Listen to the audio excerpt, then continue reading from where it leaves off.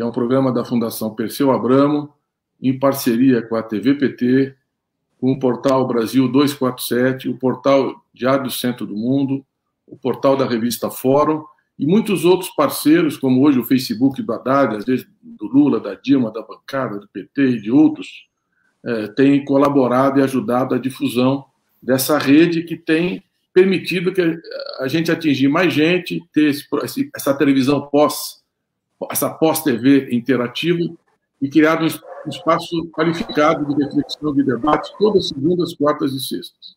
Hoje nós temos a honra de termos aqui conosco Fernando Haddad, todos conhecem nesse país, foi o grande prefeito de São Paulo, foi o ministro mais longevo, com mais avanços na história da educação brasileira, advogado, fez mestrado em Economia, Direito e Filosofia, uma grande liderança histórica, como diz o presidente Lula, o melhor candidato que está botando o bloco na rua, andando esse país, está aqui com a gente hoje, tendo esse privilégio de discutir com vocês, com duas outras companheiras que também são vozes fundamentais nesses tempos tão difíceis.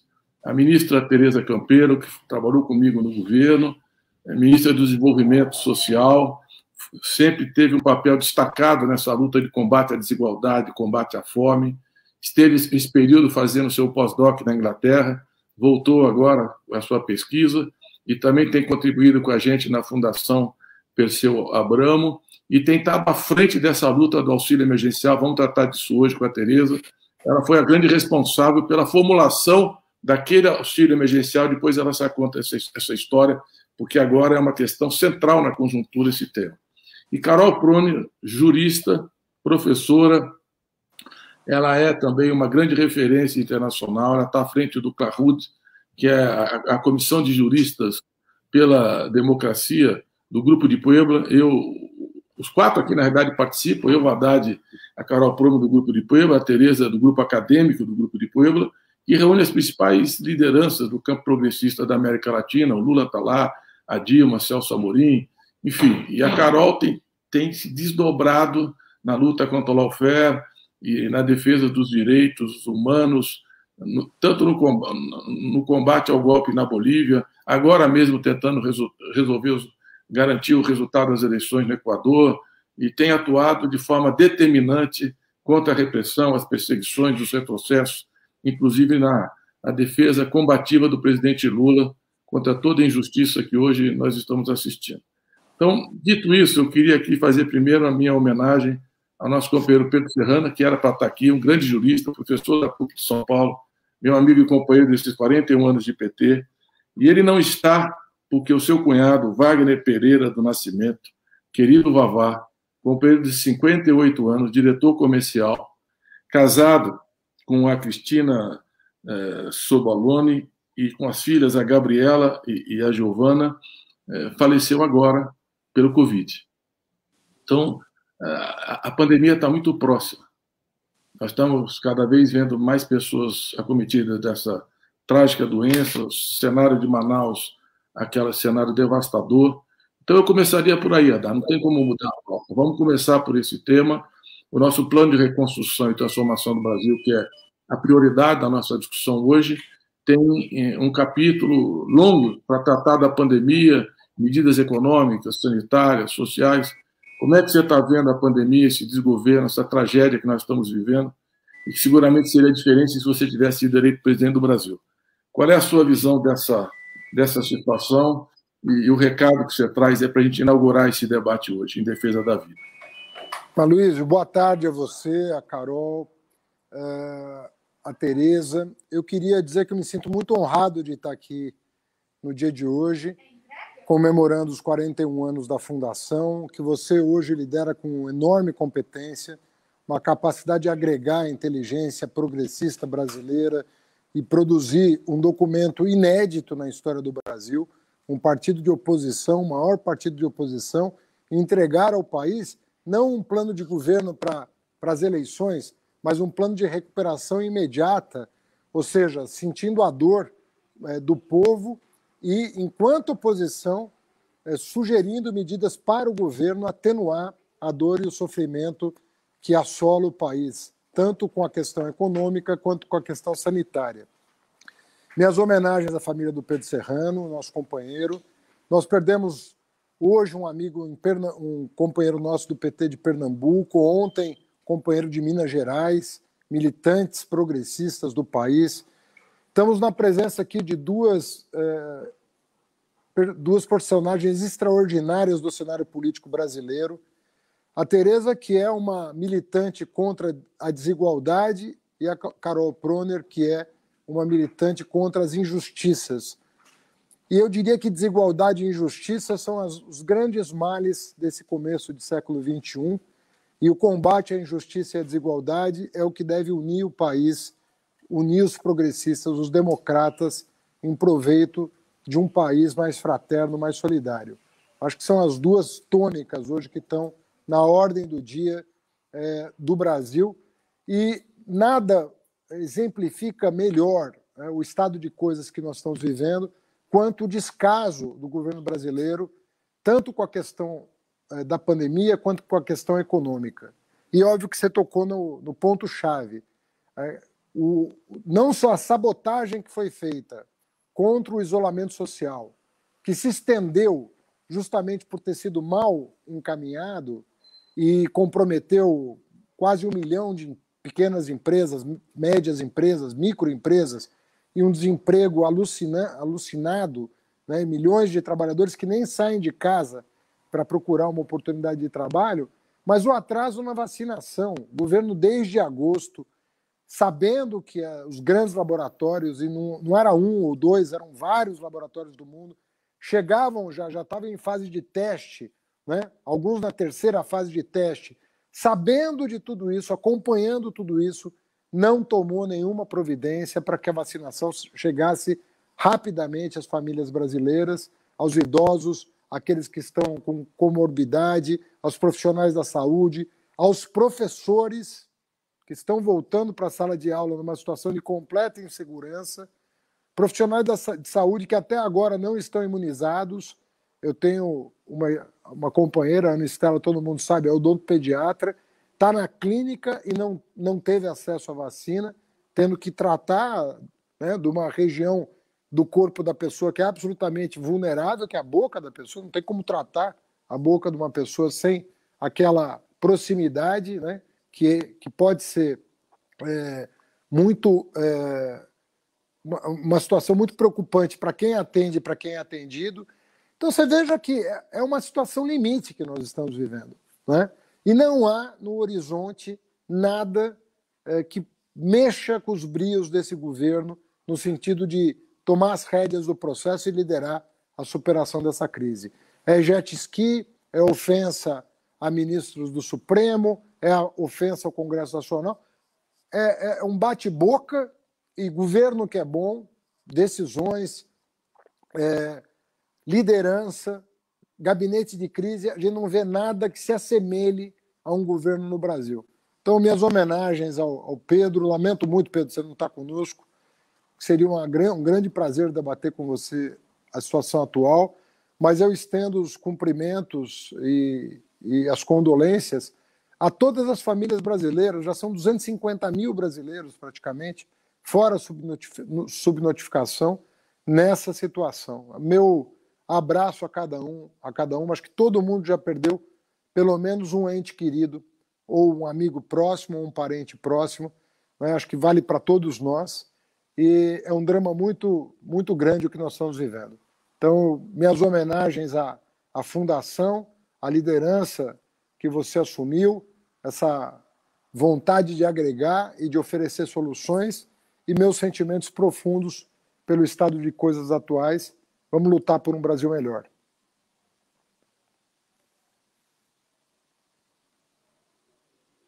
Não estou te ouvindo, Aloysio. Se nós estivéssemos parando por aqui, o programa já tinha valido, porque você expressa uma humanidade, uma solidariedade, uma generosidade humana, que é a antítese do que a gente vê com esse governo genocida, que trata a morte, que trata a dor, que trata as perdas com total indiferença, e às vezes como se nada disso tivesse, as pessoas não estivessem sofrendo, além de tantas pessoas que enterraram sem poder nem ir na cerimônia. Eu perdi meu pai há 5 meses, não pude ir na cerimônia de despedida. Então, além disso, Nós temos quase 10 milhões de pessoas e muitos que tiveram Covid estão com sequelas permanentes. Nós vamos ter que ter centros de recuperação do Covid no futuro, porque são muitas formas graves de danificação do corpo, do sistema neurológico, sistema cardiovascular, enfim. Então, é muito bom ver essa forma generosa e acolhedora com que você interviu nessa discussão. Quero passar para um outro tema que também está no nosso plano de reconstrução e transformação do Brasil. Quando acabar esse programa, todo mundo vai estar motivado para ler o plano e se aprofundar. E nós vamos fazer um curso de formação em cima do plano também. A Fundação vai estar lançando em breve. Quero passar para outro tema que está na pauta hoje. E uma pauta muito importante. O Congresso a Câmara dos Deputados está reunido agora para referendar ou não uma decisão tomada por unanimidade do Supremo Tribunal Federal, que prendeu e portanto, a Carol Plani, que é uma grande jurista, vai desenvolver essa questão, vai refletir sobre essa questão, prender um deputado e a Câmara vai decidir se ele permanece preso ou não. E essa é uma questão jurídica complexa, porque foi utilizada uma lei de segurança nacional. O nosso plano prevê a revogação da lei de segurança nacional e a criação de uma lei de defesa do Estado Democrático de Direito. Então, a Carol vai desenvolver esse plano, depois eu gostaria de ver os comentários do Fernando Haddad. Eu só quero registrar aqui minha total solidariedade ao Supremo.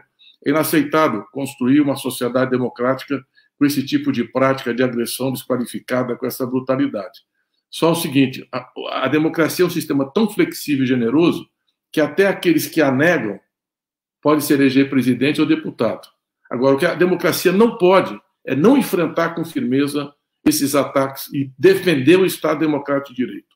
Porque foi assim no fascismo, no nazismo, na ditadura brasileira, que a liberdade, a liberdade de expressão, de manifestação, de debate, de crítica, a liberdade de imprensa, foi destruída por esse tipo de gente, né? Pelos Bolsonaros da vida, que sempre defendeu a tortura, a censura, a repressão, o AI-5.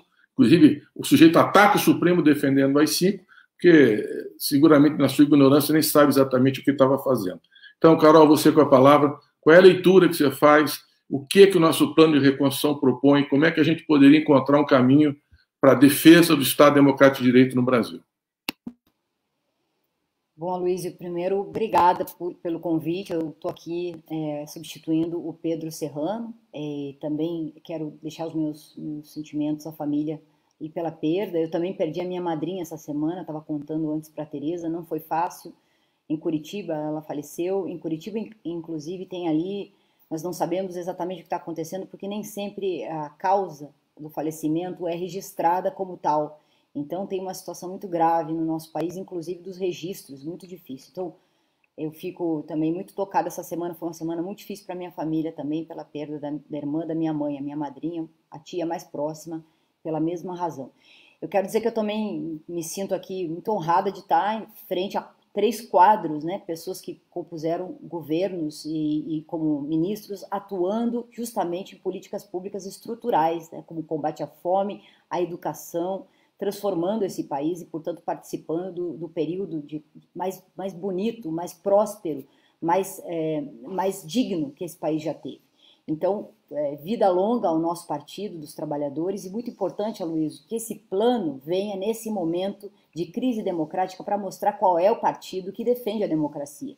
Então, nesse tema exatamente que você me pergunta, e eu quero dialogar muito com o Fernando, que além de ter uma formação também em economia, e ele mostrou isso também como ministro, essa capacidade que ele tem de formulação dos projetos de políticas públicas, que envolvem também cálculos econômicos e estratégicos nesse sentido, né, de inclusão para o país, e também jurista. E a gente sabe, né, Fernando, que você faz parte do grupo da BJD, do Prerrogativas. Nós temos participado intensamente dos debates sobre a questão da democracia e de como conter esses arroubos autoritários, esses entulhos que às vezes se manifestam pela boca de pessoas que ocupam um cargo público, como é o caso desse deputado, Daniel Silveira, que praticamente ele é o símbolo, né? O símbolo máximo desse bolsonarismo que sai e ataca a democracia. É um deputado que testa os limites da ordem jurídico-democrática. Então, como é que agiu o Supremo? Corretamente, no sentido de tentar pôr um freio a isso. Então, a Luísa tem razão quando diz que essa situação extrema de um deputado que põe nos limites, né, da possibilidade de aceitação pública e gera o repúdio completo e absoluto, precisava de algum freio. Agora, é um freio que, infelizmente, nesse sentido, foi feito com base numa legislação, Fernando, você sabe bem, uma legislação que é resquício da ditadura militar, vem influenciada por um conceito de segurança nacional que ainda parte de uma doutrina de legislação, inclusive anterior à Lei 7.170 de 1983, que tem aí guardado toda a doutrina de segurança nacional do inimigo interno. Então a gente se pergunta por que agora volta à tona a Lei de Segurança Nacional? Porque agora volta à tona falar em inimigo interno. Então é uma lei, né, Aloysio, que tem assim uma parte, ela foi não foi recepcionada pela nossa Constituição de 88, na principiologia, evidentemente que ela deveria não ser aplicada, principalmente nas questões de liberdade, mas por outro lado, agora a gente está fazendo uso dela, inclusive em situações como essa, desse deputado. Então o Supremo acabou utilizando a Lei de Segurança Nacional nesse caso para... tem uma questão polêmica que eu não vou entrar aqui, que é do direito penal, se o flagrante aconteceu daquela forma, tem toda uma questão nova aqui, porque ele gravou vídeo, o vídeo tinha acabado de ser gravado, então tem toda uma questão do direito penal, processual penal, que eu não vou entrar aqui, que seria me alongar, o Fernando bem conhece isso. Agora, de fato, a questão de utilizar uma lei de segurança nacional que data ainda da transição, ainda do fim da ditadura, mas com muito autoritarismo e que traz na sua gênese essa questão do autoritarismo, do inimigo interno, já foi utilizada. Ela parou de ser utilizada há muito tempo, passou a ser utilizada contra o movimento Sem Terra e a luta pela terra, e agora ela é usada, por um lado, para conter esses arroubos antidemocráticos, mas também foi usada para combater a liberdade de expressão do cartunista Arueira, para combater recentemente um jornalista, o Schwartzman, da Folha, também foi usada como ameaças contra servidores do Ministério da Saúde, que eventualmente acessavam dados porque não se queria que acessasse dados. Então tem uma ameaça aí que paira na possibilidade extrema de utilização dessa legislação. O que é que tem de interessante no projeto, né, de reconstrução democrática do Partido dos Trabalhadores? A proposta que veio pelas mãos do deputado Paulo Teixeira, e que foi, eu fui uma das pessoas que participou, mas nós tivemos a liderança do nosso Pedro Serrano na redação original, inicial, e depois debatemos com ele. Lênio Streck também participou, Juarez Tavares, Catone, Eugênio Aragão, Juliana Serrano, Fernando Ideu, Jorge Messias e Anderson Bonfim. Nós nos reunimos para construir a tentativa de construir um marco legal mais adaptado a um regime democrático, uma lei de defesa do Estado democrático, que é o projeto de lei 3864, que foi protocolado, foi apresentado no ano passado, e que, por um lado, revoga a Lei de Segurança Nacional. Por outro lado, traz toda uma forma de tratar, né, a violência, inclusive com relação à arma de fogo, ameaça da sua utilização, ameaça de usar armas, para garantir o Estado democrático de direito e o funcionamento dos poderes. Então é muito interessante, isso existe, legislação que existe em outros países, na Alemanha, em Portugal, Áustria, Bélgica, Chile, Argentina, Itália, enfim, uma legislação contemporânea que nós merecemos ter, né? E isso faz parte, a construção de um marco jurídico que defenda a democracia e que também combata os abusos. Quer dizer, a resistência tem que ser dentro da democracia, mas não com base num instrumento arcaico de defesa, como é o caso da Lei de Segurança Nacional. Essa é a nossa opinião, e eu imagino que o Fernando pudesse nos esclarecer mais sobre esse ponto do projeto. É isso, Fernando. Como é que você vê desenvolver um pouco esse fato, que é um fato relevante? Quer dizer, você, no primeiro momento que saiu a notícia, você veio a público e falou: ó, a democracia a gente não negocia, os princípios democráticos têm que ser preservados, e foi solidário ao Supremo, como eu também fui integralmente, e eu diria todas as vozes democráticas da sociedade brasileira. Como é que você vê isso e a nossa proposta de uma lei de defesa do Estado Democrático de Direito para substituir a Lei de Segurança Nacional? Aloysio, Carol, eu vejo como uma oportunidade pedagógica de nos diferenciar de quem hoje ocupa o governo federal. Por quê? Porque quem está no governo federal quer usar a Lei de Segurança Nacional contra os seus adversários que eles consideram inimigos. E nós, muito antes desse episódio do deputado, estávamos discutindo revogar a Lei de Segurança Nacional justamente para que ninguém, nenhum cidadão, fosse exposto no seu direito de se expressar, no seu direito de se manifestar, resguardado o Estado democrático de direito. Então, veja você que a postura é inteiramente diversa. Nós queremos acabar com todo e qualquer instrumento de opressão contra as pessoas e não utilizá-los de forma conveniente, de acordo com a ideologia do governo de plantão. Então, foi muito oportuno o Plano de Reconstrução Nacional contemplar já com antecedência, como um gesto de colaboração com o Brasil, a revogação desta lei, que é autoritária, por uma, e substituí-la por uma que seja condizente com a democracia.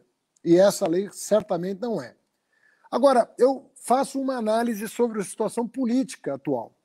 O Supremo vem sofrendo ataques e os seus ministros, não apenas como instituição, mas os seus integrantes, vêm sofrendo ataques há mais de um ano. Há mais de um ano. Vamos nos lembrar que o inquérito das fake news, que foi aberto ano passado, já foi polêmico. Já foi polêmico. Se as agressões tinham sido nas dependências do Supremo, então tinha uma discussão sobre o que são as dependências do Supremo Tribunal Federal no mundo virtual. Agora nós vamos discutir o que é o flagrante delito no mundo virtual, onde você está disseminando um vídeo propondo o fechamento do Supremo, a substituição dos ministros, o ataque à integridade física dos seus membros e assim por diante. Então, nós vamos ter que passar em revista essa legislação porque o mundo mudou muito. E porque o bolsonarismo ele não baixa as armas. Ele vai testar até o último dia os limites institucionais do país. Esse deputado, Aloysio, ele não fez isso da cabeça dele. Assim como o Ratinho, no programa dele, não falou o que falou da cabeça dele.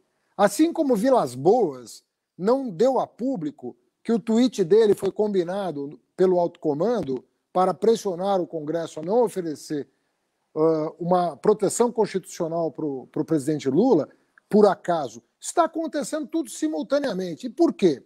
Porque o bolsonarismo vive de esticar a corda, ele precisa disso para manter a sua base unida contra a democracia e porque é uma forma diversionista de tirar o foco daquilo que realmente importa, que é a vacinação, que é a vida das pessoas, que é a reativação da economia por meio do auxílio emergencial, que é a carestia de alimentos e de combustíveis.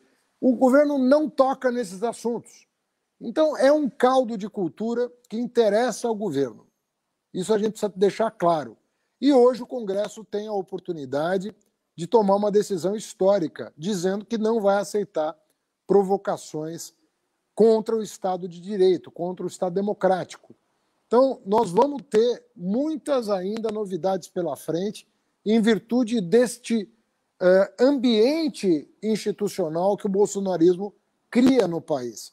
Eu só lembro dessa história do inquérito da fake news, porque isso também gerou uma enorme discussão nos ambientes acadêmicos. Né? E, na minha opinião, a decisão de um ano atrás se mostrou correta. Se mostrou correta. Porque onde ia parar aquilo? Agora, que nós temos que revogar o entulho autoritário e substituir por uma legislação absolutamente cristalina sobre direitos fundamentais e salvaguarda constitucionais das instituições, eu não tenho a menor dúvida. E ela tem que ser dura. Porque, eu repito, não se negocia com fascista. Não se negocia a democracia. Nós não podemos recuar disso, porque um passo atrás vai significar a ruptura do regime. Excelente. Nós estamos aqui hoje celebrando 41 anos do Partido dos Trabalhadores, discutindo o plano de reconstrução e transformação do Brasil. Vocês estão vendo os temas principais que nós estamos vivendo. que cerca de 600 intelectuais, professores, gestores públicos, lideranças se debruçaram para construir esse plano. Está lá no portal da Fundação Perseu Abramo, www.fpabramo.org.br. Você baixa o plano, faz o download e você pode ver um documento. É um documento grande, são umas 220 páginas, mas é muito rico, tratando de todos os aspectos mais importantes do país. Vou passar agora para a Tereza Campelo. Tereza, você teve um papel, acompanhei de perto, extraordinário, porque além de produzir o plano, nós estávamos também subsidiando as bancadas do PT e da oposição para encontrar saídas exatamente no impacto da pandemia no mundo, a economia paralisando, cadeias industriais produtivas se desorganizando globalmente. Enfim, precisaria do distanciamento social, era a única resposta da medicina baseada em evidência científica. Então, foi muito difícil aquele início de pandemia. E você teve um papel muito importante no desenho do auxílio emergencial. Conta um pouco como é que foi a construção, como é que você vê o papel do Bolsa Família hoje, qual é a sua avaliação, por onde o Congresso vai, porque é insustentável essa situação de fome, de pobreza que está se arrastando, a economia voltou a mergulhar, quer dizer, recuperação em V, como diz o Paulo Guedes, só a pandemia. A economia não vai se recuperar em V, ao contrário, nós estamos de novo entrando num quadro recessivo pela incompetência e incapacidade de gestão da crise. Então, apresenta aí a sua visão completa, Tereza, e o que você propõe de alternativa nesse momento. Obrigado, Mercadante. Uma alegria estar aqui com vocês nesse programa, não só, né, comemorando aí os 41 anos do PT, mas falando do nosso plano. Tem até uma cópia aqui, o Mercadante, que eu consegui, a cópia física. Eu recomendo muito que as pessoas... O plano trata de um conjunto gigantesco de projetos para o Brasil, pensa o Brasil hoje, né? Eu acho que ele reflete não só o acúmulo desses 41 anos, mas reflete também esse desejo, né, do partido, da militância, de que nós não vamos nos acomodar com tudo aquilo que a gente já fez, né? Nós construímos o maior programa de transferência de renda do mundo, programas inéditos, inovadores, mas isso não nos deixa acomodado, ao contrário, né? Nós estamos querendo fazer uma proposta para ver o Brasil hoje, a crise, como sair dessa crise, e também pensar adiante quais são os grandes desafios do Brasil na próxima década. Então, o plano trata justamente dessas duas questões como um projeto. Então, uma honra enorme estar aqui com vocês três, né? Carol, Fernando Haddad, a Luiz Mercadante, que coordenou o plano, os três participaram junto com tantos outros companheiros.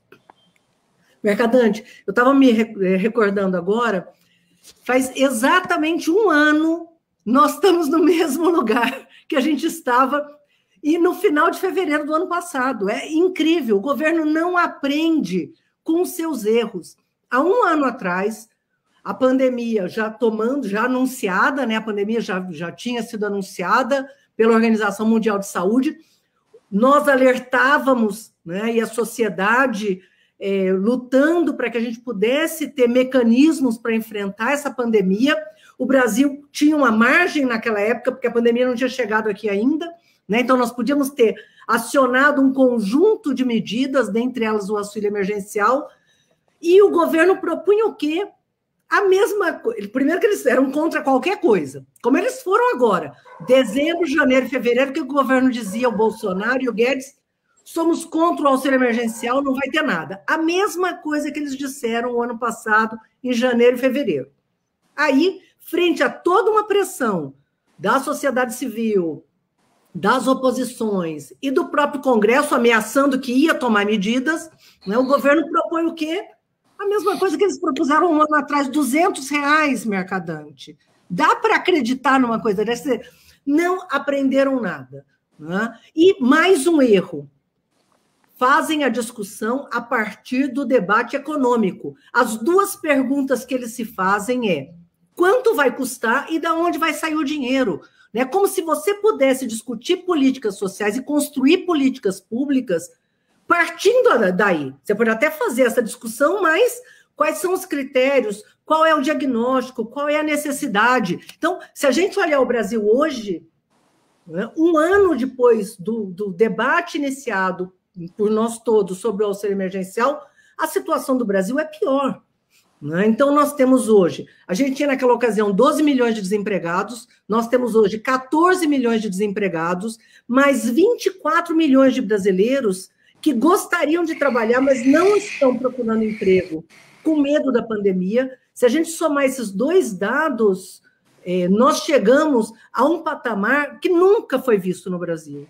Entre 20% e 30% dos brasileiros adultos em situação de desemprego aberto ou oculto, né? Além disso, quase 1 milhão de empresas, entre micro, pequenas e médias, fecharam as portas e não vão abrir de novo. Portanto, se a gente olhar o quadro do ponto de vista econômico, ele é muito mais grave do que o de abril do ano passado, quando o auxílio começou a funcionar. E o governo se pergunta se precisa de auxílio emergencial. Claro que precisa, essa é a pergunta, né? Que auxílio nós precisamos? Então, foi um erro o governo não ter prorrogado o auxílio em dezembro, que ele podia ter prorrogado. A gente não teria perdido 3 meses, a população só vai receber, provavelmente, final de março, em abril, de novo, o mesmo cenário, né? Eu queria alertar que a população está há 3 meses, são quase 60 milhões de brasileiros que recebiam auxílio emergencial, que tiveram uma interrupção. Então, essas pessoas estão sem renda, né? Sabe o que é uma criança com a família sem renda há 3 meses? Significa que essa criança não está se alimentando o suficiente, né? Nós que construímos o Brasil Carinhoso e o São Paulo Carinhosa, né, Fernando e Mercadante, que também esteve junto com a gente na discussão do Brasil Carinhoso, uma criança 3 meses sem comer direito, significa que ela já entra num quadro de desnutrição, portanto, tem o conjunto do seu desenvolvimento já comprometido. Agora, o Brasil perdeu o primeiro trimestre, falando aí como economista. Nós já perdemos um trimestre exatamente porque o governo continua procrastinando o conjunto das medidas. Então, foi um outro erro, de novo, adiar. Terceira questão que eu acho que é fundamental. Por que R$600? O governo está dizendo que vai dar R$200 para metade dos que receberam auxílio emergencial. É um outro erro gravíssimo, né? Nós continuamos não só defendendo os R$600, como defendendo que ele chegue com critérios a quem de fato precisa, que são esses milhões de brasileiros, né, que estão sem emprego hoje, portanto, sem renda. Então, nós não estamos mais falando de um valor como é o Bolsa Família, que complementa a renda. O auxílio emergencial, ele vem numa situação onde a renda dessas famílias praticamente desapareceu, né? Então, é fundamental discutir, brigar pelos R$600 e garantir que ele funcione. Nós temos uma proposta de emenda constitucional da nossa bancada no Senado, né, para que ele fique por 6 meses e que possa ser prorrogado caso a pandemia continue, porque, ao que tudo indica, nós não vamos conseguir vacinar a população a tempo de esses 3 meses que eles estão propondo, ou 4 meses. Nós produzimos um dado agora, Mercadante, acabou de sair do forno, super interessante, que eu acho que dá bem para entender por que os R$600 e não os 200 ou 250 que eles estão propondo. Olha só, se a gente pegar o Bolsa Família lá de 2014 e atualizar hoje pelo que é o custo de vida, né, ou seja, a cesta básica da população, hoje o Bolsa Família teria que ser R$300. Lembrando que em 2014 a gente tinha menos de 5% de desempregados e a população tinha renda, né? Então o Bolsa Família era um complemento e ele deveria estar valendo hoje R$300. Então, quer dizer, sem a pandemia, sem a crise econômica, sem quase 30% de desemprego, né? Quer dizer, se a situação fosse outra completamente diferente, no auge, né, no melhor momento, né, de baixíssimo nível de desemprego do Brasil, o Bolsa Família valia hoje o equivalente a R$300. Então, é óbvio que o auxílio emergencial não pode ser 200, 250 ou R$300. É por isso que nós estamos lutando pelos 600, porque ele não é um complemento.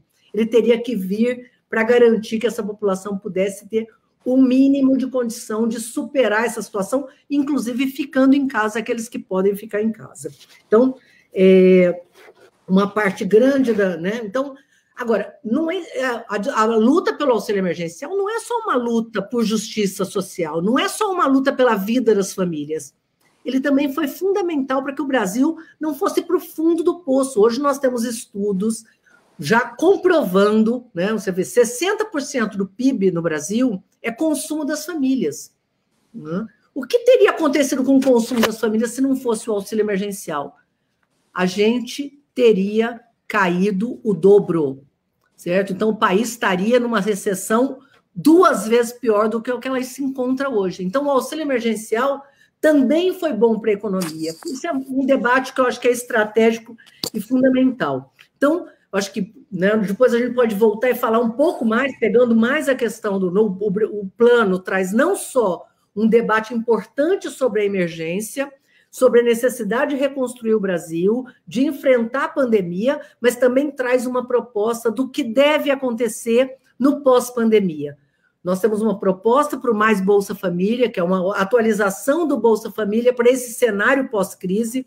Nós temos propostas de reconstruir a rede de proteção, não só com a assistência social, que foi destruída, mas o conjunto dessa rede. Hoje eles estão destruindo a assistência social, destruindo o cadastro único, né, se aproveitando da crise para avançar na agenda atrasada deles, né, desmontando o Estado brasileiro. Então, o plano traz uma atualização do que nós temos que fazer para garantir que a gente não só atravesse a situação de crise, mas possa fazer isso, né, transformando o Brasil, gerando empregos. Então, tem todo um debate, que eu acho que eu já falei demais, vou passar aqui para o Haddad discutir um pouco essa questão também, mas depois a gente pode ter a oportunidade de falar das outras questões sociais, porque na nossa visão, o social e o econômico e o ambiental andam juntos. Eu acho que esse é o grande diferencial desse olhar, onde o social não é só uma questão de justiça, mas é também uma questão de desenvolvimento inclusivo. Acho que foi excelente a explicação. Só queria pedir, Fernando, que a hora que a sua avaliação sobre essa estratégia, nós vamos encerrando nesse capítulo, já falamos de vacina, já falamos da questão da defesa do Estado Democrático, agora do auxílio emergencial. Você podia desenvolver também um pouco como reconstruir os empregos. O mercado de trabalho foi devastado, né? Nós precisamos tratar do auxílio emergencial e nós precisamos colocar o emprego no centro das preocupações das políticas públicas, especialmente da política econômica. É insustentável o Brasil com esse nível de desemprego e de deterioração das relações no mundo do trabalho. Então, como é que você vê a recuperação econômica e o papel do auxílio emergencial na proteção social e na saída da crise? Bom, Aloysio, nós lutamos... Bom, a Tereza é uma das grandes formuladoras da rede de proteção social que o Brasil construiu nos nossos governos, né? Ela sabe quantos fãs ela tem aqui em casa, mais do que o número de moradores, porque ela fez um trabalho extraordinário na esteira do Patrulho, mas foi um trabalho extraordinário que foi feito no governo federal, que deu uma consistência e uma segurança econômica para o país. E é isso que os nossos adversários não compreendem. Eles não compreendem que essa rede de proteção, ela é uma rede de proteção também da economia. Ela não é só, e bastaria que fosse isso, uma rede de proteção das pessoas.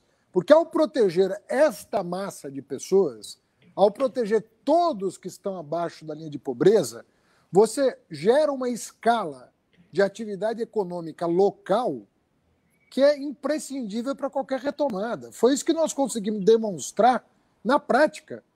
É aquilo que o Lula, com a sua genialidade metafórica, dizia: pobre para mim não é problema, é solução. Ele é parte da solução, ele é parte do dinamismo econômico. É óbvio que não é só a renda transferida, é o filho do pobre na universidade, ou seja, é uma cadeia geracional, né, que vai transformando o país na sua integralidade. Quer dizer, você via a mãe recebendo o Bolsa Família e o primeiro diplomado da família saindo da universidade. Você via essas duas coisas na mesma residência, o que era uma coisa impensável no Brasil. Porque no Brasil, e a educação é um paradigma importante e complementar ao que a Tereza falou, porque sempre se pensou o Brasil a partir de quanto custa, como ela falou. Mas as pessoas não se perguntam, e sobretudo no meio de uma pandemia, quanto custa não fazer o que precisa ser feito. Porque numa situação como essa, caótica, se você não se perguntar quanto vai custar para o Brasil não fazer o que o Biden está fazendo nos Estados Unidos. Vamos pegar o Biden. O Biden, todo mundo falava, é um vovozinho conservador. Possivelmente é uma caracterização até simpática. Agora, ele entrou com um projeto de 1,9 trilhão de dólares para recuperar a economia americana. Investimento em infraestrutura e transferência de renda. É uma combinação, é um pacote muito bem estruturado, uma combinação virtuosa de investimentos que vai alavancar a economia americana, que é 10 vezes mais potente do que a nossa. Então, como é que nós vamos prescindir? É óbvio que alguém vai dizer, mas os Estados Unidos podem porque... Mas o Brasil também pode. O Brasil hoje tem 370 bilhões de dólares em reservas cambiais, acumuladas nos nossos governos.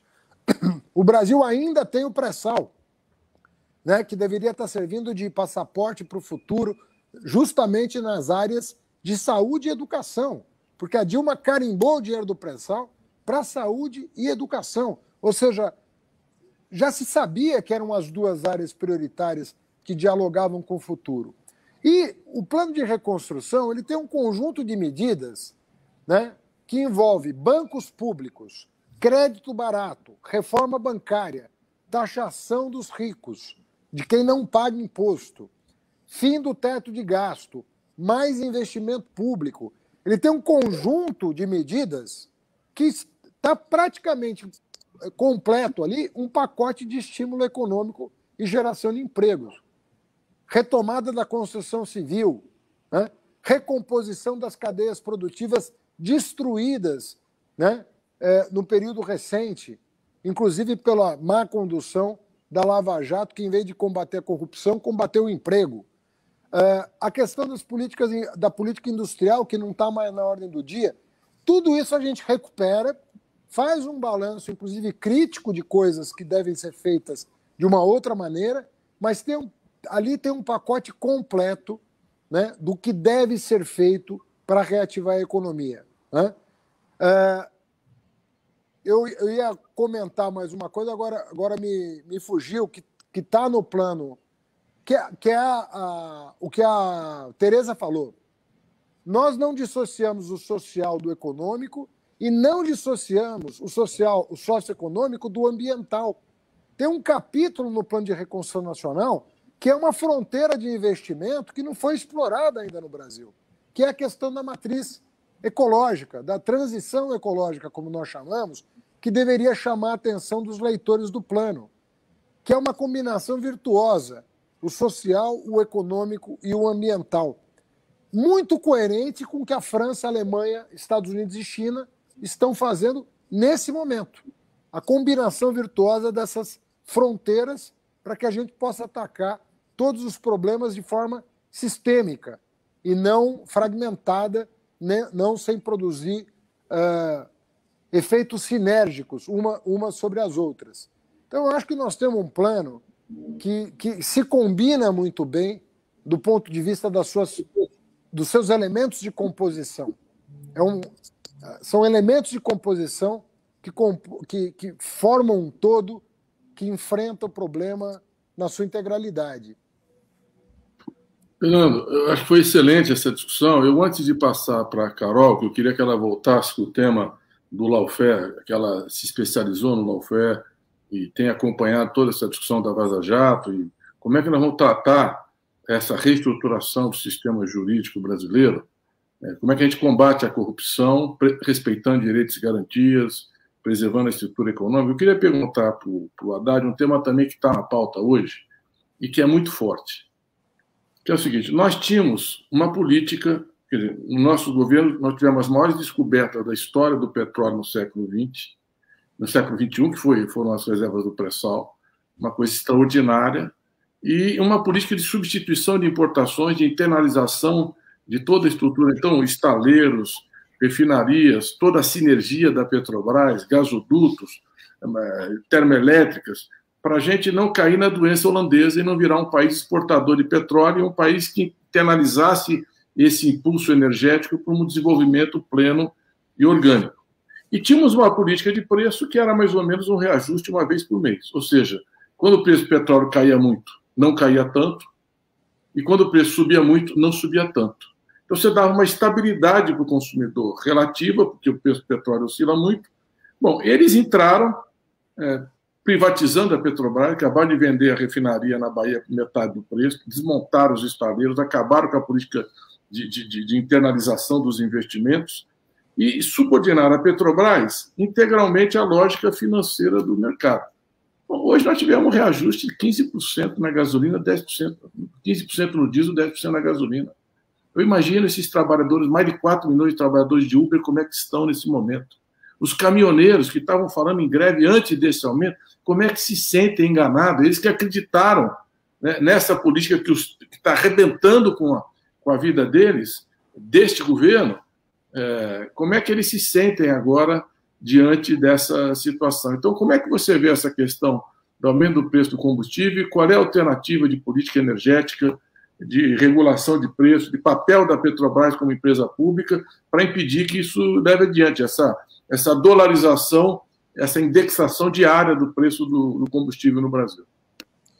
Aloysio, você conhece de cor e salteado o que está acontecendo no Brasil, você viveu o drama do ataque à Petrobras, porque eles estão hoje fatiando e vendendo a Petrobras, né? Venderam praticamente os gasodutos, estão vendendo as refinarias. A Petrobras sempre foi uma empresa que se concebeu verticalmente, né? Ela ia do poço ao posto, como se dizia, né? Ela prospectava com tecnologia de ponta, aliás, uma das melhores engenharias do mundo em prospecção de petróleo, nacional, engenheiro brasileiro que sabe prospectar, que inclusive é tecnologia para dar e vender da Petrobras. As reservas recentes fora do Brasil também foram descobertas pela Petrobras, diga-se de passagem, no Oriente Médio. Ou seja, você tinha na Petrobras a melhor engenharia de prospecção. E você estava compondo os elos da cadeia do petróleo e gás, incluindo a indústria naval, até a distribuição na bomba de gasolina. Então você tinha polos petroquímicos sendo pensado, Comperge, você tinha novas refinarias sendo projetadas, você tinha uma indústria naval renascente, né? Porque ela já existiu no Brasil e foi destruída no período de neoliberalismo. Enfim, nós estamos aproveitando o fato de que a nossa aposta na pesquisa na Petrobras renderia frutos, como rendeu, descobrimos o pré-sal, estávamos apostando que isso podia, de um lado, ajudar a gerar empregos, né, e, de outro, usar os royalties justamente para investir naquilo que é mais sensível às famílias, educação e saúde pública. Foi por isso, assim que foi concebido o projeto, vamos dizer, do pré-sal. E os preços, eles não eram dolarizados, porque justamente toda a estratégia foi de evitar o contágio das crises internacionais em relação aos preços domésticos. Isso vale tanto para as reservas cambiais quanto para a integração da companhia, do poço até o posto de gasolina. Essa integração e verticalização era justamente para blindar uma área estratégica. E estratégica por quê? Não é só o teu carro que está sendo abastecido de gasolina. Toda a distribuição de mercadoria é feita sobre rodas no Brasil. É a diesel. Os alimentos que chegam à sua mesa são transportados em caminhão, a diesel. O gás de cozinha, que hoje é impraticável, inacessível para as famílias de baixa renda, mais do que dobrou de preço, desde que a política de preço da Petrobras passou a ser a da dolarização e sem nenhuma proteção de choques externos. Então, seja porque o preço em dólar subiu, seja porque o dólar em relação ao real subiu, o que quer que aconteça, vai acabar no bolso do trabalhador. Então, esses dois pecados estão sendo cometidos diariamente já desde o governo Temer, desde que o Pedro Parente assumiu a Petrobras e que depois deu aquela crise que levou ele à demissão. Nós vamos nos lembrar disso. Uma crise que quase que acabou, quase que terminou de acabar com o governo Temer, que foi a crise dos caminhoneiros. Eles fatiaram e venderam, de um lado, e de outro dolarizaram os preços para o consumidor. É insustentável essa política. Agora o Bolsonaro se vê diante de uma situação que ele mesmo criou. Ele quer demitir o cara da Petrobras. Se ele não mudar a política, ele vai botar quantos presidentes da Petrobras ele quiser lá. Não vai ter jeito de resolver. Se não parar a lógica de venda na bacia das almas do patrimônio público e não redefinir a política de petróleo e gás no país, a crise econômica vai aprofundar e a crise social, porque isso inevitavelmente chega no bolso do trabalhador. Não tem como evitar. É um bem que funciona como matricialmente. Ele pega todos os setores econômicos indistintamente. Então, Aloysio, você é um estudioso da economia brasileira. Você sabe que é insustentável o modelo neoliberal para o Brasil. Ele não vai dar certo, ele não pode dar certo. Nós estamos entrando no 7º ano de neoliberalismo, 6º ano de neoliberalismo. A crise só vai aprofundar. Eu me lembro, é interessante, o debate sobre auxílio emergencial Bolsa Família lá atrás, que era bolsa ócio e todo o preconceito. Eu estou vendo agora vários desses economistas neoliberais mantêm a essência do neoliberalismo, mas já estão se rendendo. Mas um pouco vão se render, dizer, o PT tinha razão, nós precisávamos de uma empresa pública integrada, que fosse dar prospecção ao refino, só que eles estão desmontando essa estrutura, já venderam a BR Distribuidora, estão vendendo refinarias, eles vão dizer, o PT tinha razão, mas eles estão destruindo os instrumentos que permitiam que a nossa racionalidade virasse política pública. Mas eu queria passar para um outro tema conexo à Petrobras. Carol, nós criamos todos os principais instrumentos de combate à corrupção que aí estão. A lei de acesso à informação, inclusive a lei das delações premiadas, das organizações criminosas, a autonomia do Ministério Público, o fortalecimento da Polícia Federal, as operações da Polícia Federal. Fizemos um grande esforço de combate à corrupção, porque a lei corre atrás da fraude e a fraude está sempre à frente da lei. E é necessário combater a corrupção, é fundamental, isso é essencial. Né? O dinheiro público não é um dinheiro que não é de ninguém, é o dinheiro que é de todos, precisa ser tratado com todo rigor. No entanto, esses instrumentos levaram a essa dramática crise. Quando a gente olha esses diálogos da Vaza Jato, eu realmente fico estarrecido com o que a gente vê. O nível de manipulação, a perseguição política, o desrespeito total. Fala um pouco do lawfare, como é que você vê esse capítulo e como é que a gente vai sair dessa história. Quer dizer, é indispensável votar o habeas corpus do Lula. O Moro não foi um juiz imparcial. Ele não pode ser validado esse inquérito. Ele tem que ser anulado, como o Código de Processo Penal diz, e o Lula tem que ter os seus direitos políticos recuperados. Mas, para além disso, nosso plano de reconstrução também fala de reformas do judiciário, fala de reformas institucionais, de aprimoramento dessa legislação. Queria que você falasse um pouco, porque isso é um tema que você está acompanhando na América Latina inteira, está presente em vários países. Como é que a gente vai resgatar uma justiça que tenha credibilidade e que não se preste a esse processo golpista e essa degeneração que nós vimos aí nesse episódio? Exatamente, Aloysio. Enquanto o Fernando falava, eu ficava pensando na Petrobras por outro aspecto, né? Pela espionagem, Fernando. Quanto tempo nós passamos por isso, né, Tereza? Lembra daquele episódio do Snowden que veio a público, que a gente soube que estava o telefone privado da ex-presidenta Dilma estava sendo monitorado, também dos seus funcionários, seus familiares, quer dizer, eles não pouparam ninguém para descobrir a tecnologia do pré-sal. Então, tudo que aconteceu na Lava Jato, Luísio, tem a ver com isso, tem a ver com justamente um aspecto que depois aparece na Lava Jato, que é o aspecto estratégico. Então, eu acho que, assim, quando o PT faz um programa de reconstrução nacional, não é para ficar se lamentando, é para propor. Eu acho que isso que é bacana. É um partido que, na hora da crise, propõe um plano e põe o plano para debate. Isso que eu acho bacana desse plano.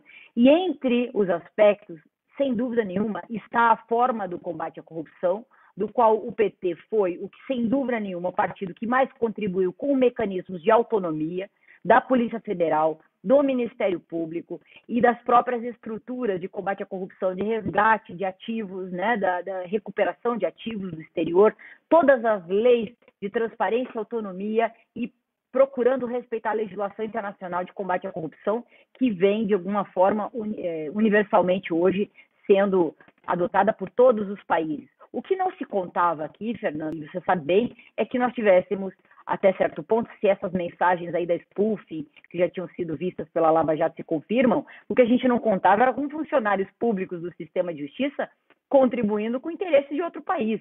A gente não podia imaginar que esses procuradores aí estariam dispostos a tudo para, sei lá, eu não sei bem se eles queriam se locupletar, se eles queriam somente viajar para Miami, para Nova York, o que eles queriam, o que é que dava prazer neles, né? Para não usar as palavras que eles usavam nos diálogos, que eles tinham muito, né, tesão, como ele fala, aquele Dallagnol, aquele jeito estranho de falar, e também discriminatório, horrível com relação ao Partido dos Trabalhadores, ao PT e especificamente ao alvo principal, que é a Lula, né?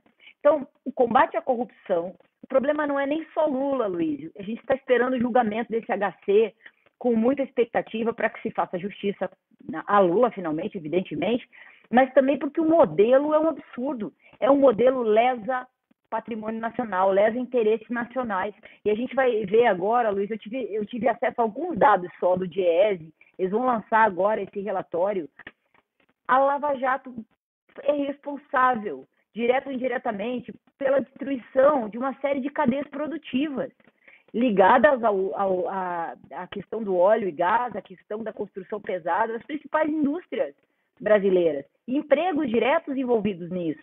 Então, nós vamos estudar por muito tempo os efeitos dessa operação na economia e no futuro do Brasil. Como reconstituir, do ponto de vista jurídico, também passa por um modelo que combata a corrupção sem destruir as empresas, que combata a corrupção sem destruir os empregos, que combata a corrupção sem destruir as biografias. Então, por um lado, isso. Por outro lado, você mencionou, Luiz, e o Fernando é membro do Grupo de Puebla, e eu queria saber dele, Fernando, como é que você acha assim, que nós poderíamos ampliar a questão da integração regional? Porque você veja, o Grupo de Puebla, quando nasce com a percepção comum de que esse lawfare, né, que a defesa técnica do presidente muito bem identificou logo de um primeiro momento que alguma coisa acontecia com a defesa, com o seu processo de defesa, e que vinha fora do direito, que era uma coisa política e geopolítica, geoestratégica.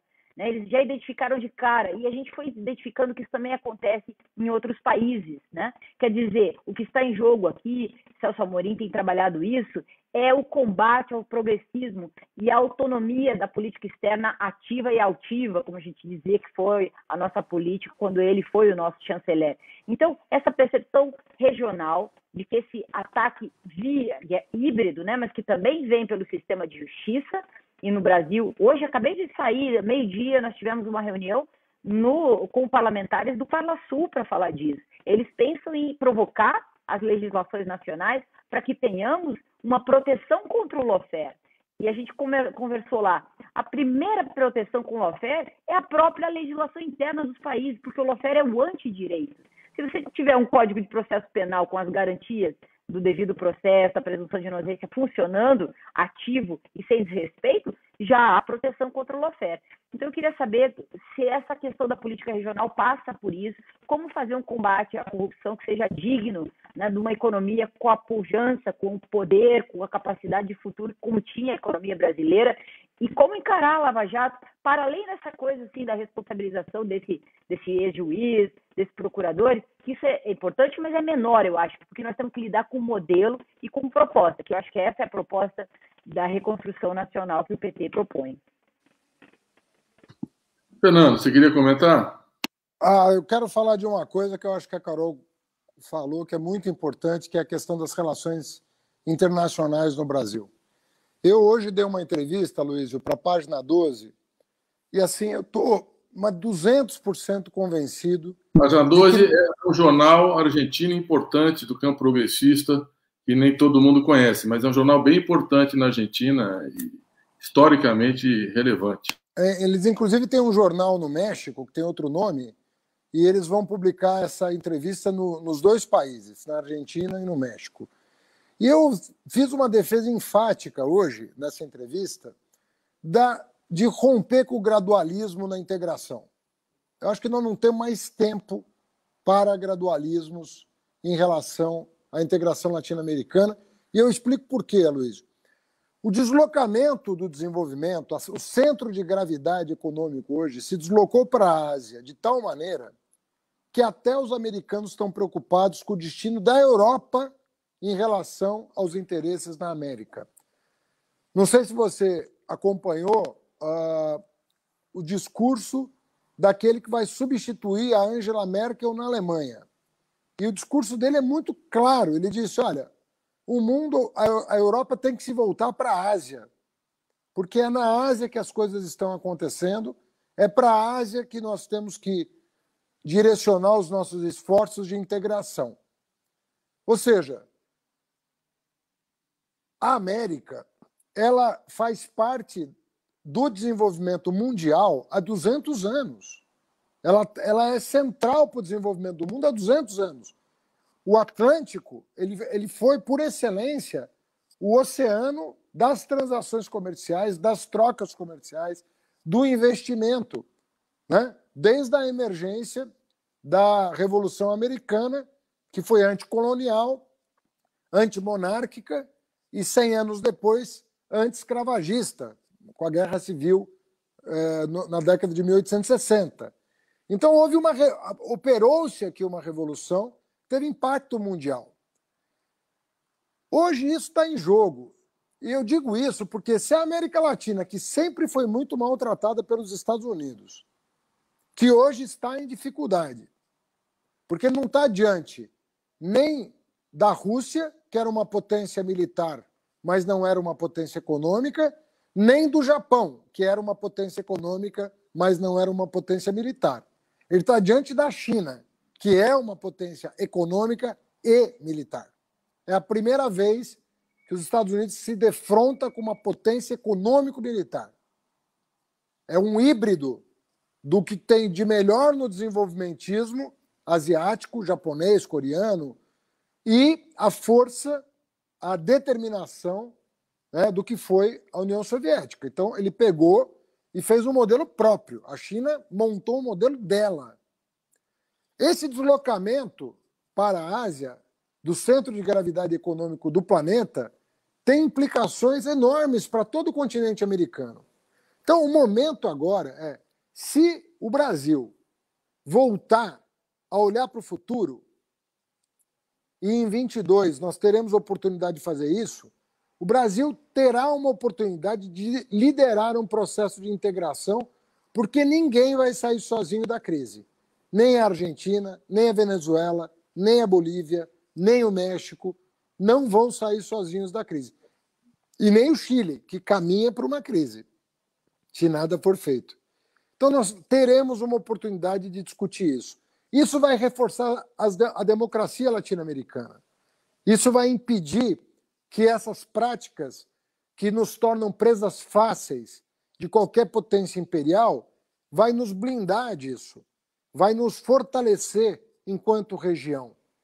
Então, o Mercosul tem que ser superado para além do que ele foi pensado, porque o Bolsonaro está preparando o desmonte, inclusive, do Mercosul.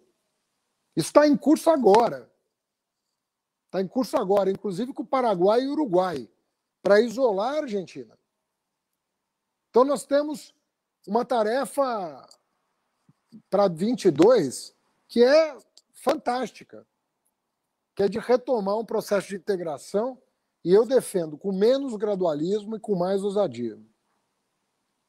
Muito bom. Pessoal, nós já estouramos o nosso horário, mas eu negociei aqui uma flexibilização, porque está tão bom esse programa, eu já vou fazer um convite, vou marcar a fase 2 do plano de reconstrução com vocês. Então, daqui a umas 2, 3 semanas, a gente faz um segundo programa igual para dar continuidade. Queria falar com a Tereza de salário mínimo, agricultura familiar, das cisternas e combate à seca, e com a Carol falar dos direitos humanos, da cidadania, e com a Haddad sobre todos os temas. E eu queria falar um pouco da economia também, que não deu. Então, para a gente fechar o programa, eu queria que a gente falasse um pouco também do que nos motivou a estar aqui. Tereza, o que é para você os 41 anos do PT? Qual é o recado que você deixa? Qual é o balanço que você faz? Microfone. Som, Tereza. Som, abre o microfone. Apesar de a gente estar vivendo nesse momento tão dramático no país, né, eu acho que a nossa geração, assim, eu me considero uma pessoa de sorte, né?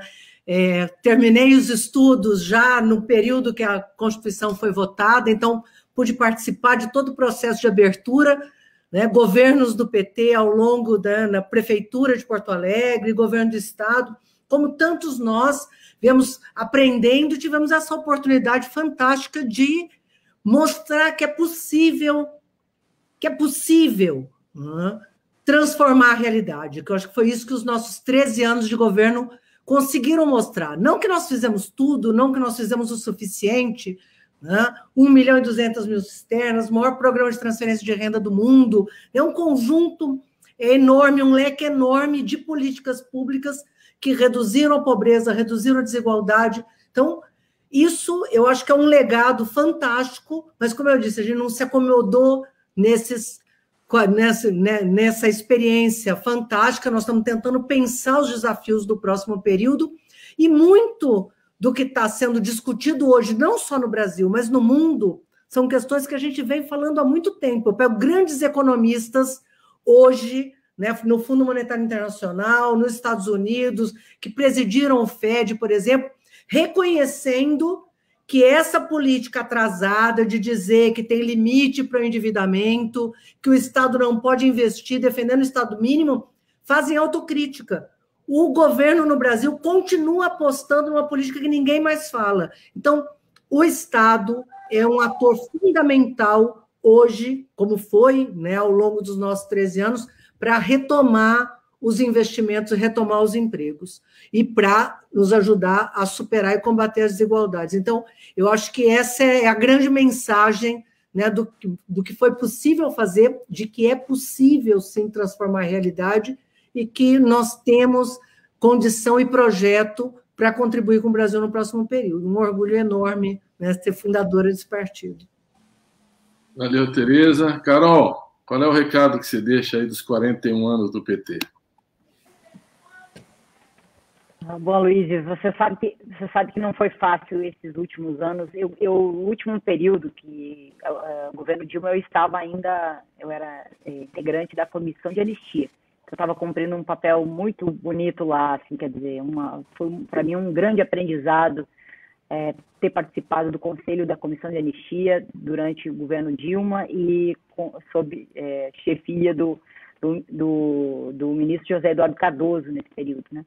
Então, quando tudo aconteceu, nós juristas nos organizamos, a gente se chama de jurista, mas um jurista pela democracia, não os juristas que posam daqueles, assim, às vezes, que não se conectam mesmo com as causas das crises. A gente viu muito jurista, considerado jurista, que agora não tomou lado nenhum, nem o lado do próprio Estado, né, democrático de direito do próprio Estado brasileiro. Então, a quantidade de advogados, advogadas, juízas, procuradores também, gente do Ministério Público que saltou para defender a democracia e que a gente, que é filiado ao partido, também acompanhando a causa naquele momento, 2016, muita gente dizendo, Aloysio, que o PT tinha acabado, que estava derrotado, que essa narrativa, né, seria derrotada, a narrativa do golpe, quando na verdade foi um golpe. Então eles querem sempre opor a um conceito de verdade, um conceito de narrativa, né? Então nós mostramos, acho que nós lutamos muito nesse período todo e principalmente acho e estou convencida disso que nós fomos atacados pelos nossos acertos. Você dizia muito isso por aí quando a gente foi nós fomos a fóruns internacionais, e o respeito que somos recebidos. O progressismo e as políticas públicas conduzidas pelo Partido dos Trabalhadores enquanto governo que não foram mais permitidas, e por isso fomos atacados. Houve erros, as autocríticas, etc., estão aí, acho que muita coisa nós podemos fazer diferente, melhor, mas, sem dúvida nenhuma, fomos atacados pelos acertos, né? Então, eu acho que fica uma lição muito dura, nós não paramos um minuto no jurídico, pela centralidade do sistema de justiça na destruição democrática, foi importante, né, também dentro do partido, todos aqueles juristas que puderam também defender não só o partido como a democracia de um modo geral. Então, fico muito feliz de ver esse plano de reconstrução e de poder fazer parte, de alguma forma, dele também. Bom, Carol, eu vou fazer a minha despedida aqui, aí deixo para o Fernando fazer o recado final e a despedida da militância e os ouvintes que nos acompanham. Vou dizer para vocês o seguinte, eu sou petista antes do PT existir. Nos anos 70, quando eu lutava contra a ditadura, a minha geração tinha um sonho de viver uma democracia e construir um grande partido de massa. Naquela época você não podia nem construir um partido, não tinha liberdade sindical, de organização, não tinha liberdade estudantil. A luta para criar o DCE da USP, que eu participei, nós fundamos em 1975, quando assassinaram o Vladimir Herzog, foi uma luta duríssima, nós não tínhamos entidades estudantis. Então, quando esse movimento, a luta estudantil, em seguida a luta operária, que o Lula dirigiu, renovando o sindicalismo, enfrentando a ditadura militar. Os intelectuais que vieram do exílio, eu fui receber o Paulo Freire, que era uma figura extraordinária, foi dar aula comigo na PUC, me lembro a primeira conferência que ele fez, nós organizamos no Tuca, e você conversava com o Antônio Cândido, que era um excelente, outro dia o Fernando falava, o maior intelectual que eu conheci, e o Sérgio Buarque de Holanda, que estava lá com a gente no Colégio Sion. Eu trabalhava no Sion, nós tínhamos um centro ecumênico de documentação e informação, e nós ajudamos a marcar, a reservar com as freiras o colégio para poder fazer o encontro do PT. Então, figuras, Apolônio de Carvalho, lideranças históricas da esquerda que combateram contra a ditadura. Então, esses intelectuais que vieram do exílio, Florestan Fernandes e tantos, Mário Pedrosa, e também as comunidades eclesiais de base. Tinha também um movimento de teologia da libertação, tudo isso confluiu para a construção do PT sob a liderança do Lula, e nós entramos, na época eu já era presidente da Associação de Professores da PUC, antes, foi um momento belíssimo da história. Foi muito dura a caminhada, nós sofremos muitas derrotas. A primeira eleição para o parlamento, nós elegemos 6 deputados, 7, e 3 saíram do PT em seguida, quando veio o colégio eleitoral. Você imagina em 513 o que era isso. Então foi passo a passo, luta a luta, mas nós tínhamos uma militância que eu acho que é o grande patrimônio desse partido. Para mim, a minha experiência mais rica foi a campanha de 89, com o Lula viajando o Brasil. Eu acho que ali a gente mergulhou no coração do Brasil, e de lá o Lula nunca mais saiu. Em 2002 também, aquela vitória, eu saí com 10 milhões e meio de votos, saí muito contente, mas nada foi melhor para mim do que ver o Lula subir aquela rampa, com aquela multidão e vestir aquela faixa. Aquilo era um sonho que a gente acalentava. Um dia um trabalhador, um operário, que alguém que vê... E o Lula é uma síntese desse processo histórico. Então, eu termino deixando essa história de vida dedicada a ele e também aos meus filhos, a Mariana e o Pedro, a Luísa e a Juliana, e aos meus netos, a Isabel, a Beatriz, o Francisco e o Martim, porque eu, muitas vezes, não pude estar com eles o tanto que eu gostaria, como hoje, inclusive, eu queria estar. E não tive porque a gente acreditava nesse sonho que é deixar um Brasil democrático, mais solidário, mais generoso, e nós estávamos construindo isso. E nós perdemos esse caminho. O Brasil vai ter que se reconstruir. Por isso, um plano de reconstrução e transformação do Brasil. Né? E eu termino com uma poesia que eu ganhei do Lula em 15 de novembro de 1982, na campanha eleitoral, que ajudava a coordenar o programa de governo, um jantar na casa do Cláudio Abramo. Era a poesia de Enfio, que diz assim: se não der frutos, valeu a beleza das flores. Se não der flores, valeu a sombra das folhas. E se não tiver folhas, valeu a intenção da semente. Era uma árvore e uma folhinha caindo. Enfio, em 1982. Então, eu não sei o que vai ser para frente. Quando eu olho a vida dos meus netos, eu nunca imaginei que nós íamos ter retrocesso e golpe, que a democracia estava consolidada, e não está. Eu imaginei, Tereza, que o combate à pobreza, que a fome não ia voltar para esse país e está voltando. Nós não íamos ter um tamanho, mas eu tenho esperança que a nossa geração, vai continuar lutando e vai transformar. E para isso, Haddad, você tem um papel extraordinário, né? O Lula está delegando a você essa função de andar esse país em 2021, de discutir com esse povo essas questões fundamentais e de resgatar esse sonho para 2022. Então, eu desejo realmente que você tenha muita coragem, muita firmeza, muita determinação, que toda essa sua história representa muito para a nossa geração, para tudo que nós fizemos e para a geração dos nossos filhos e nossos netos, para que novos tempos venham em 2022, 200 anos da independência. Então, deixo para você encerrar essa nossa reunião. Bom, em primeiro lugar, agradecer a oportunidade, Mercadante, de estar com a Tereza Campelo, com a Carol Proner.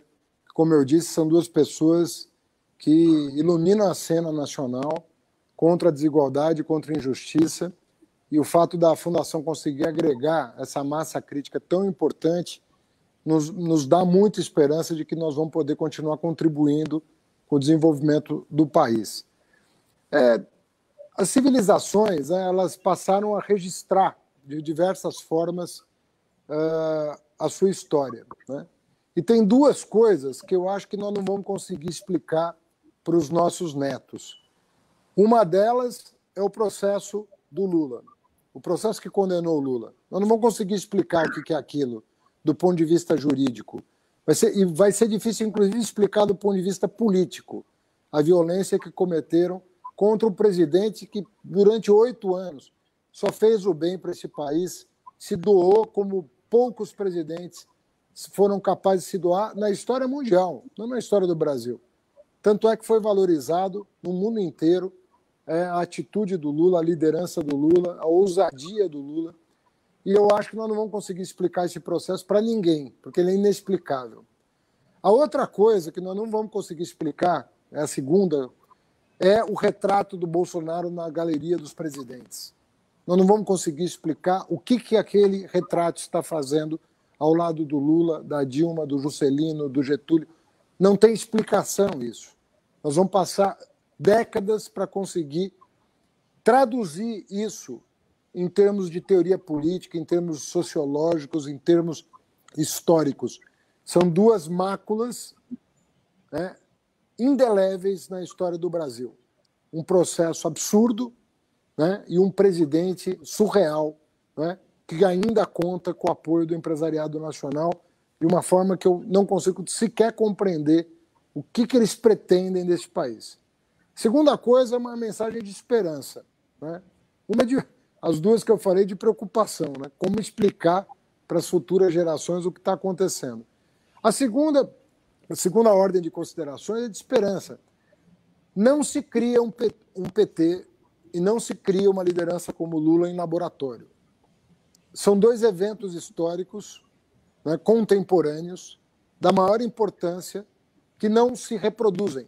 Você não consegue fazer outro PT, outro Lula. Portanto, as forças progressistas têm todo o direito de querer apresentar alternativas, querer crescer, querer aparecer, querer se colocar.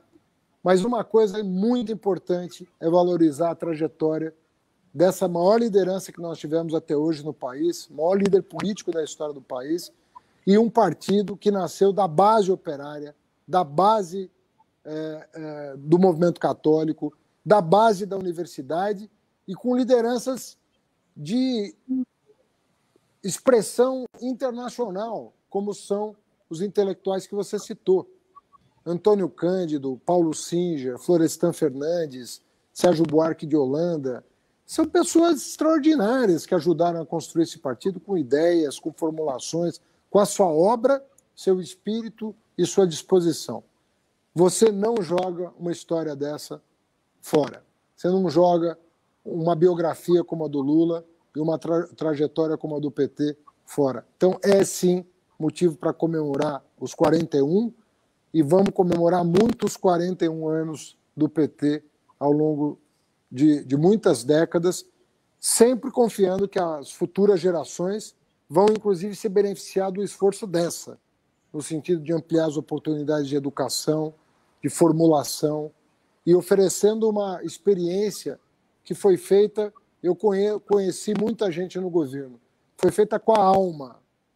As pessoas não doaram o seu suor apenas e o seu sangue, doaram a sua alma para esse projeto.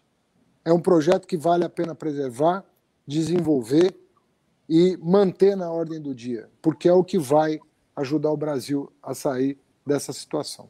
Viva o PT, viva a Fundação Perseu Abramo, viva a Carol e a Tereza, viva a Luísio.